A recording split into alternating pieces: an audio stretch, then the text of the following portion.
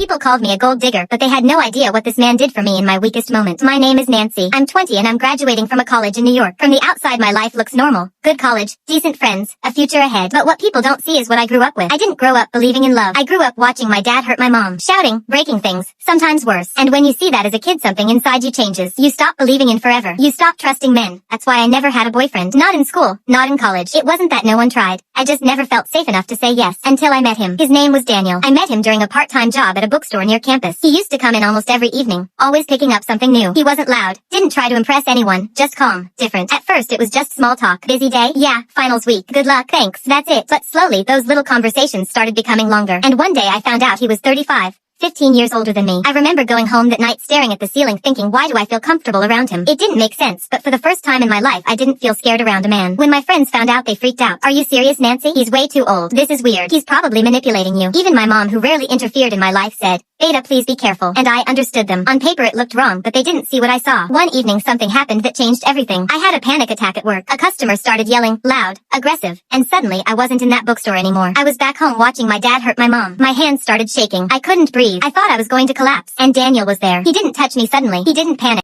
He just sat a little distance away and said softly, you're safe. I'm not going anywhere. That's it. No drama. No force. Just patience. It took me 15 minutes to calm down, and in those 15 minutes he proved something no one else ever had. He wasn't trying to control me. He wasn't trying to fix me. He was just there. A few days later I asked him something I'd never asked anyone. Why are you so different? He smiled a little and said, because I've seen what bad love looks like. I promised myself I'd never become that. That's when he told me he grew up in a violent home too, just like me. That's why he stayed single for years. He didn't want to hurt anyone the way his father hurt his mother. That was the moment I realized this wasn't just attraction. This was something deeper, something real. But the world didn't care. People judged us everywhere. In college whispers, at work stares, even family gatherings became uncomfortable. Gold digger. He's taking advantage of her. This won't last. Every day it felt like the whole world was against us. And I'll be honest, there were nights I doubted everything. Maybe they're right. Maybe I'm making a mistake.